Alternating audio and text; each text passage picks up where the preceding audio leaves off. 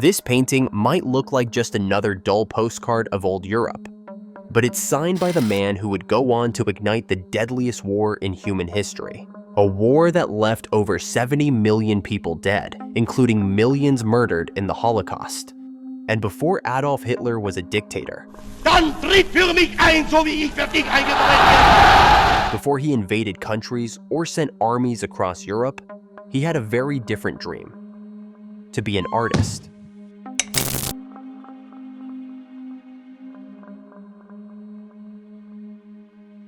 Adolf Hitler was born in 1889 in Braunau am Inn, a small town on the border between Austria and Germany. His father, Alois, was strict, authoritarian, and absolutely determined that his son would follow in his footsteps as a civil servant. Du wirst gescheit lernen, deine Prüfungen machen und am Ende ein braver Beamter werden. Das ist ein gestandenes Leben, nicht so eine Geschichte mit Zeichnereien und Schlössern. But Adolf hated school, hated rules, hated being told what to do. He was intelligent but lazy. One of his teachers even said he refuses to conform. What he did love, though, was drawing. From an early age, he spent hours sketching churches, castles, and city streets. He would later say that from the age of 12, he knew he wanted to be an artist, and nothing else. At 18, after the death of both parents and with a small inheritance in his pocket, he boarded a train to Vienna, the art capital of Central Europe. He was going to apply to the Academy of Fine Arts.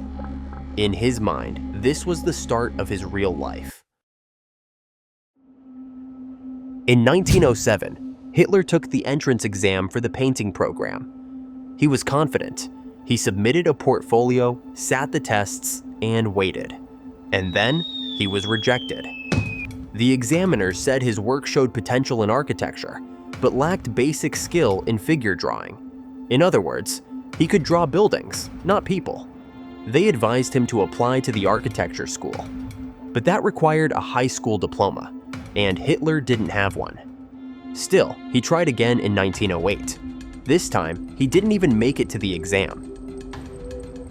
He had nowhere to go. The inheritance was gone. He began sleeping in flop houses, eating in soup kitchens, selling watercolors to tourists just to afford bread.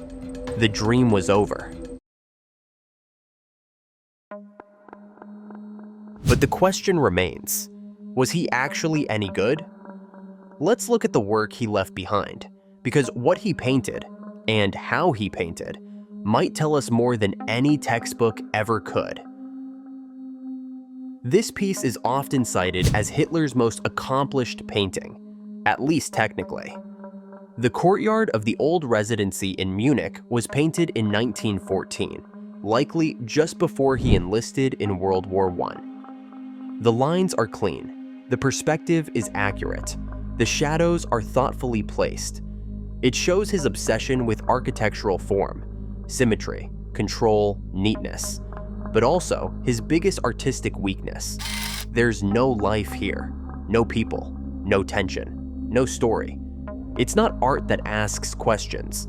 It's a postcard that wants to be liked.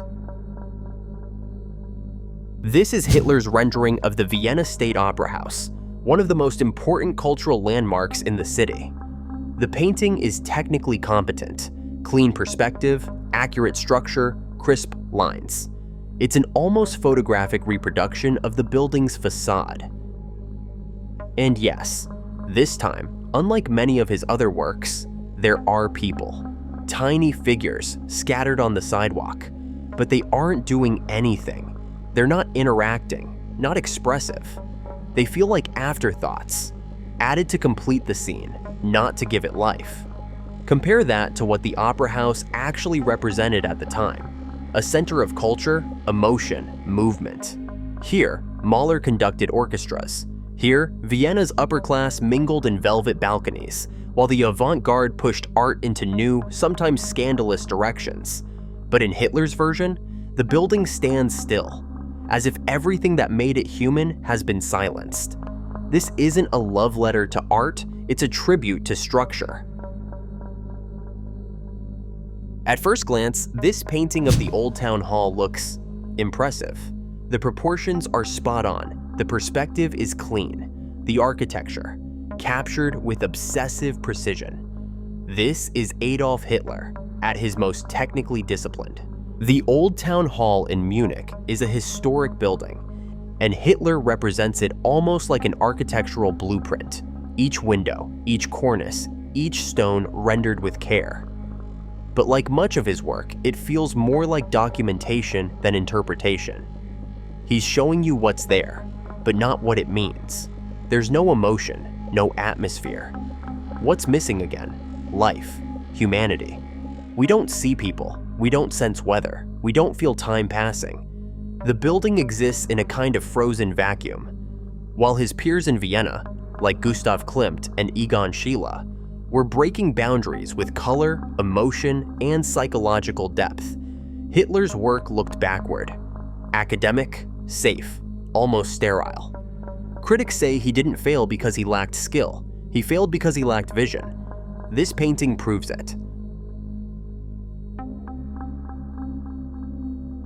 This painting is one of the few known religious works by Adolf Hitler, a depiction of the Virgin Mary with the infant Jesus. At first glance, it looks like something you might find in a quiet corner of a church gift shop. Traditional, modest, even sentimental. But the more you look, the stranger it becomes. Mary's expression is blank, almost eerily so. The baby Jesus seems oddly mature, rigid in posture, more like a small adult than a child. The composition is stiff, the faces lack emotion, and the overall tone feels flat. Hitler was clearly imitating the old masters, but without their grace. Where others captured tenderness, humanity, and divine intimacy, this painting feels more like a study in symmetry than a meditation on faith. It reflects his core limitation as an artist. He could copy, but not feel. He mimicked form, but not meaning. Religious art is meant to inspire devotion, love, awe. It inspires questions. Why choose such a subject? Did he simply see Mary and Christ the way he saw most things? As symbols to control, not mysteries to explore. It's believed that Hitler gifted this, or a very similar painting to the town of Lianding in 1913, in connection with the upkeep of his parents' grave. That grave, which quietly became a magnet for neo-Nazi pilgrims, remained in the Lianding cemetery for nearly a century. This landscape, often titled Lake with Mountains, is one of the few times Hitler turned his eye away from cities and toward nature. We see a calm alpine lake, still water, and distant peaks. It's technically competent. The composition is balanced, the brushwork neat, and the reflections convincing. But for a landscape, it feels oddly lifeless.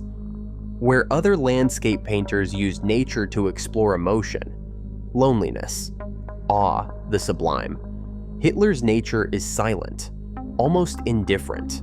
There are no birds, no wind, no villagers fishing from the shore, no sky drama. It's not nature as a living force, it's nature as backdrop. Some art historians have argued that this is the closest Hitler ever got to peace in his work. But even here, where the world should breathe, everything holds its breath.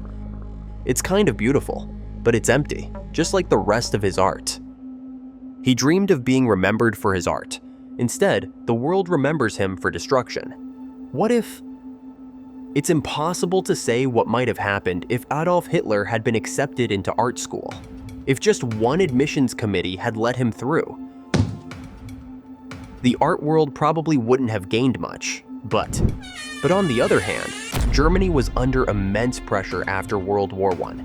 The country was humiliated, economically devastated, and politically fractured. And the racial hatred that Hitler later weaponized wasn't born in a vacuum. Anti-Semitism, nationalism, and hostility towards so-called others, including political dissidents, the disabled, and LGBTQ people, were widespread across Europe, in newspapers, universities, even parliaments. Germany didn't invent the disease, but it became its most horrifying carrier. So could a rejected art student really have changed the course of history? Or was the world already headed toward catastrophe, with or without him? History rarely hinges on just one moment, but sometimes it really feels like it does. And there's one last twist to this story. Later in life, as Führer of Nazi Germany, the man who once begged for entry to art school reportedly tried to erase his own paintings from public view. He considered them a personal embarrassment. Too small, too sentimental, too human. He even ordered some of them removed or destroyed. It's almost poetic. The artist who couldn't make his mark spent the rest of his life trying to wipe it away. Gib du jetzt deine Stimme ab. Wenn ja, dann tritt für mich ein, so wie ich für dich eingetreten bin.